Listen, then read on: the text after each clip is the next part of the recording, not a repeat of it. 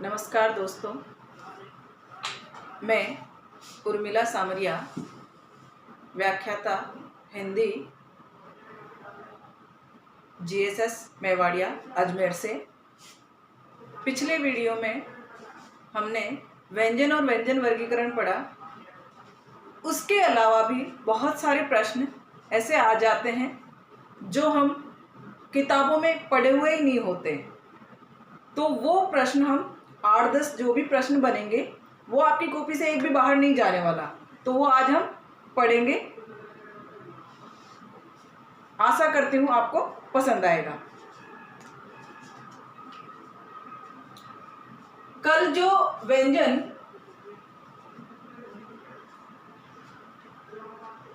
वर्गीकरण पढ़ा था उसके आगे इस तरीके से भी प्रश्न बनते हैं कि व्यंजनों का उच्चारण स्थान पूछ लिया जाता है कि जैसे क कहाँ से बोला जाता है, ग कहाँ से बोला जाता है, च कहाँ से बोला जाता है, ट का उच्चारण स्थान कौन सा है। इसके लिए मैं आपके जो मैंने पिछले वीडियो में मैंने बताया था, जो स्वरों में उच्चारण स्थान बताए थे, वैसे वो सूत्र यहाँ भी वही सूत्र काम करेंगे, लेकिन कौन कौन से वर्ग किस किस उच्चारण स्थान से बोले जाते हैं वो हम दोबारा देखेंगे। वो पहला उच्चारण स्थान है अकु है, विसर्जनी नाम, कंठे।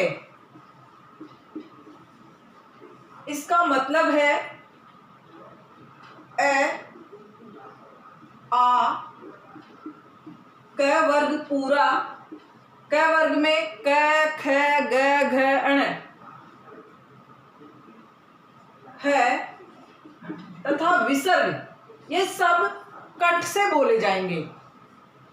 अकु है, विसर्जनी नाम, कंठ है। इसका मतलब ये है कि ए आ क वर्ग पूरा है और विसर्ग सारे के सारे कंठ से बोले जाएंगे। इसके बाद में दूसरा जो उच्चारण स्थान है वो है इचु यसाना, इचु यसाना तालव्य। दूसरा जो हमारा है इचु यसाना तालव्य, इसमें देखो कौन कौन से हमारे जो व्यंजन हो तालु से बोले जाएंगे। वो होंगे ई, बड़ा ई, च वर्ग पूरा, च छ ज झ झ ए स और ये सारे तालु से बोले जाएंगे। तीसरा है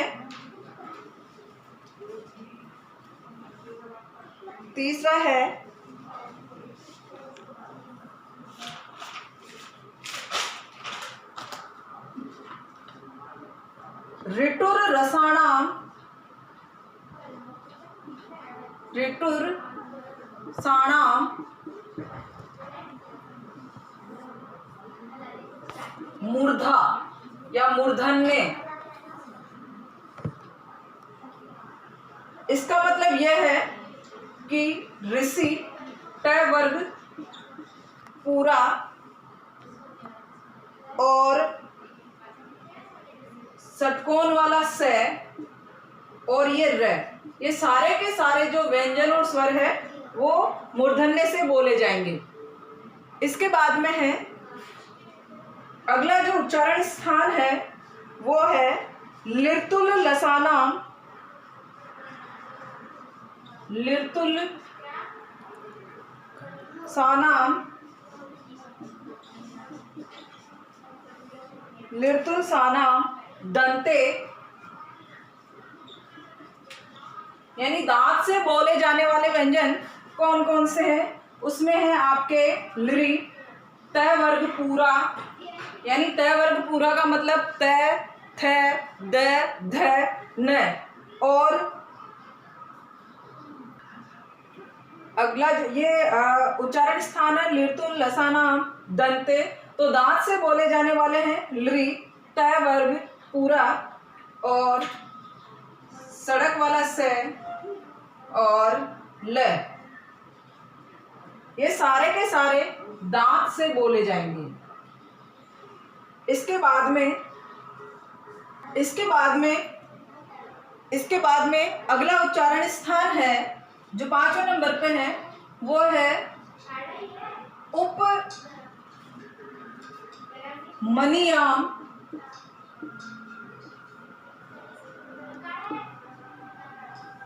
ओष्ठे, यानी होठ से कौन कौन से व्यंजन बोले जाएंगे। इसमें आपके ऊ होगा, बड़ा ऊ होगा, प वर्ग पूरा होगा। प वर्ग पूरे में प, फ, ब, भ, म, ये पूरे के पूरे व्यंजन होठ से बोले जाएंगे। वैसे व्यंजनों में पूरे व्यंजन हो गए, और जो उच्चारण स्थान और भी है ए आई कहाँ से बोले जाते हैं, वो कहाँ से, तो वो हमने स्वर वर्गीकरण में पढ़ लिया था। तो व्यंजनों का जो उच्चारण स्थान पूछा जाएगा वो यही पूछे जाएंगे कि ये कहाँ से बोले जाते हैं। इसके अलावा ये प्रश्न बनता है कि अनुनासिक स्वर कौन से होते हैं, अनुस्वार कौन से होते हैं। तो हम पहले पढ़ेंगे अनुस्वार, यानी जो बिंदी सा लिखते हैं वो होता है अनुस्वार। अब हमें ये पता होना चाहिए कि ये अनुस्वार कब लगाया जाता है और पंचम है या अनुस्वार है, ये हमें निर्धारित करना होता है। तो बहुत सारी किताबों में इसे स्पष्ट नहीं किया जाता है। मैं बताती हूँ कि अनुस्वार किस किस व्यंजन पर लगाया जाता है। य, र, ल, व, स, है। इनसे पहले जो भी व्यंजन पर बिंदी लगी हुई होती है वो कहलाता है अनुस्वार। अनुस्वार को बोलने में समय अधिक लगता है, इसलिए जब मात्राओं में गिनती भी करते हैं तो इसे गुरु मात्रा में गिनती करते हैं। तो अनुस्वार य, र, ल, व, स है उससे पहले ही आएगा। जैसे कि संयोग शब्द लिखा हुआ है तो संयोग यह आ गया, इससे पहले जो ये बिंदी है वो है अनुस्वार। अगर मैं लिखूं कंचन, अब देखो हमारा जो अनुस्वार वाला नियम है वो ये कहता है केवल य, र, ल, व, स है से पहले बिंदिया है वही अनुस्वार होती है। तो देखो इसमें क्यों नहीं है, आपके मन में चल रहा होगा कि इसके ऊपर भी बिंदी है तो इसमें ये अनुस्वार क्यों नहीं है। देखो ये अनुस्वार न होकर पंचम वर्ण है, वो पंचम वर्ण ये है। तो पंचम वर्ण में कैसे बदले भाई, पंचम वर्ण में देखो जो ये बिंदी है वो जो ये आने वाला व्यंजन है इसके पांचवें में बदल जाती है, और इसका जो च वर्ग का पांचवा व्यंजन है वो अय है, तो इसे ऐसे लिख सकते हैं हम। और इधर देखो संयोग जो है, संयोग में हम पंचम वर्ण होता ही नहीं है, ये का य, र, ल, व, चार ही होते हैं। तो ये वाला तो है आपके अनुस्वार और ये वाला है आपका पंचम वर्ण। देखो प्रश्न किस प्रकार से बनता है, निम्न में से अनुस्वार कौन सा है। तो इसमें आपके ऑप्शन डाल देते हैं कंचन, दूसरा ऑप्शन डाल देते हैं मंडल, तीसरा ऑप्शन डाल देते हैं दंड, और चौथा डालते हैं संशय। अब देखो ऐसे प्रश्न पूछा जाता है निम्न में से कौन सा अनुस्वार युक्त शब्द है। अब देखो यहाँ पर भी हमारा जो अनुस्वार वाला नियम था य, र, ल, व, उससे पहले नहीं है तो ये भी गलत। इसके बाद में य, र, ल वाला ये नियम था, उससे पहले इसमें भी डारा, ये भी गलत। यहाँ पे भी डारा, ये भी गलत। अब यहाँ से आ गया ये सही उत्तर। इस तरीके से यहाँ से प्रश्न बनता है अनुस्वार में। अगला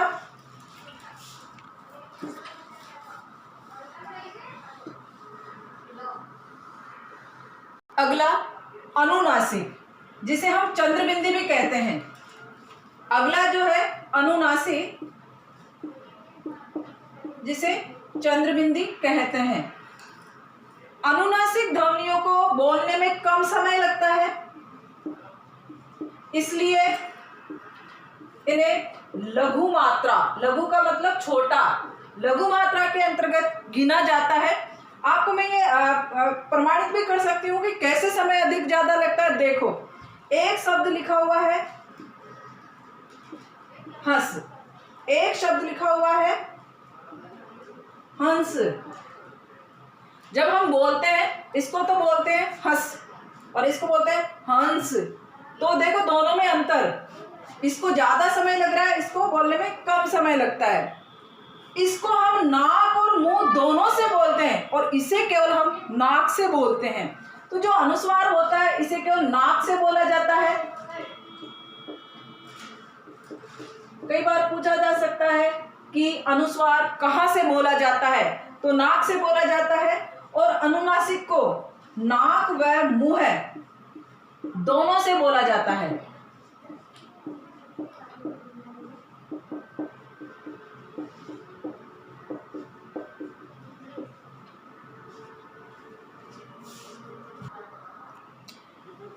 अगला व्यंजनों से संबंधित यह प्रश्न बनता है कि द्वित्व व्यंजन कौन से होते हैं। मैं बताती हूं द्वित्व व्यंजन कौन से होते हैं।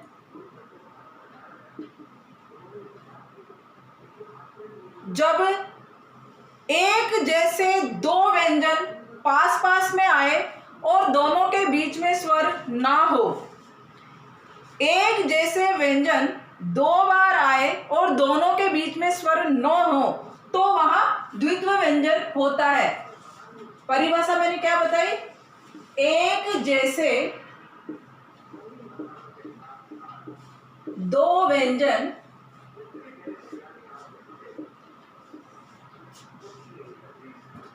लगातार आए और उनके बीच स्वर ना हो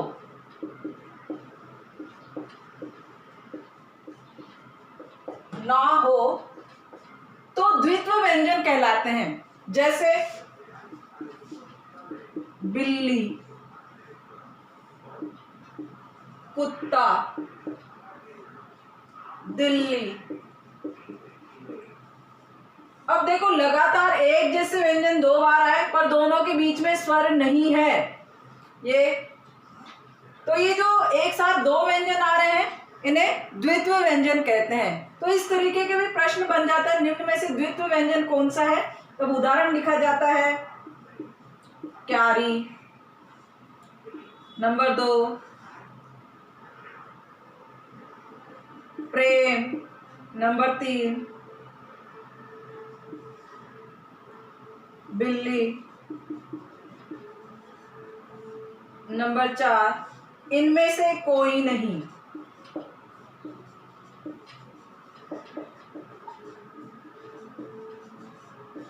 इनमें से कोई नहीं। तब द्वित्व व्यंजन हमारी जो परिभाषा के अनुसार है एक जैसे दो व्यंजन, वो एक जैसे दो व्यंजन है, हमारा सही उत्तर होगा बिल्ली। यदि अगला प्रश्न पूछा जाता है जो हमारे शब्दकोश में हम जब शब्दकोश लिखेंगे और उसमें हम शब्दकोश के अकॉर्डिंग शब्दों को भी लिखेंगे क्रम से कि पहले नंबर पर कौन सा शब्द आएगा, दूसरे नंबर पर कौन सा आएगा, और हमारे शब्द शुद्धि के अंतर्गत भी प्रश्न हमें पूछे जाते हैं। उसमें व्यंजनों का बहुत बड़ा योगदान होता है। तो हमें पता होना चाहिए कि व्यंजन कौन से आधे होते हैं और कौन से पूरे होते हैं।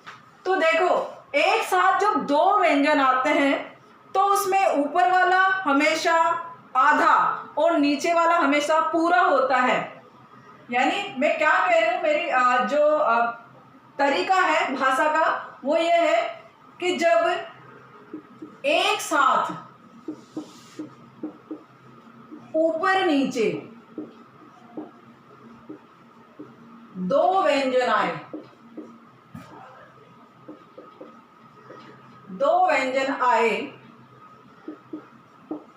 तो सदैव ऊपर वाला आधा होता है। ऊपर वाला आधा होता है,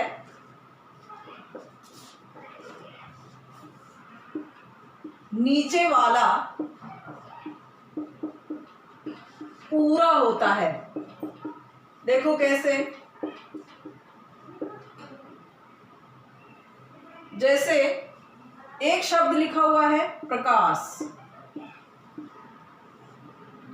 इस प्रकाश में दो ऊपर नीचे व्यंजन आए हुए हैं। इसमें जो ऊपर वाला प है वो आधा है और र पूरा है। हम इसको इस तरीके से भी लिख सकते हैं।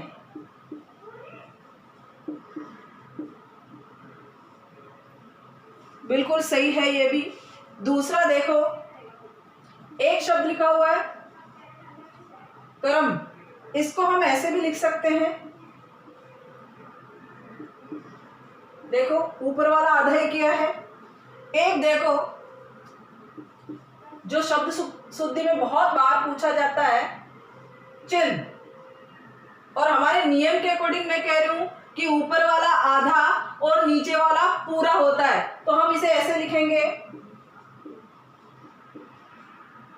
चिन्ह। और जैसे एक जो विद्यालय शब्द है, बहुत सारे शिक्षक ही विद्यालय शब्द का सही उच्चारण नहीं करते और वो बोलते हैं विद्यालय, जो कि गलत होता है। देखो ये लिखा कैसे जाता है, लिखने का तरीका इसका ही ऐसा होता है और हम इसको लिखते ही गलत हैं। इसका लिखते ऐसे हैं। देखो इस शब्द में द और ये छिपा हुआ है। जो ऊपर वाला द है वो आधा है और ये नीचे वाला ये है वो पूरा है। हम इसको इस तरीके से भी लिख सकते हैं, विद्यालय।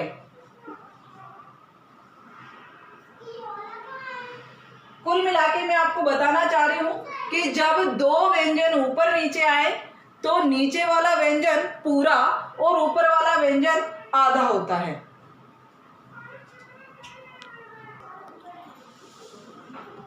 देखो वर्णमाला हमारी समाप्त हुई। स्वर और व्यंजन वर्गीकरण हमारे पूरे हो गए हैं। और जो शब्दकोश वाला इसका प्रकरण है, वो शब्दकोश वाला हम बाद में नेक्स्ट वीडियो में पढ़ेंगे। धन्यवाद।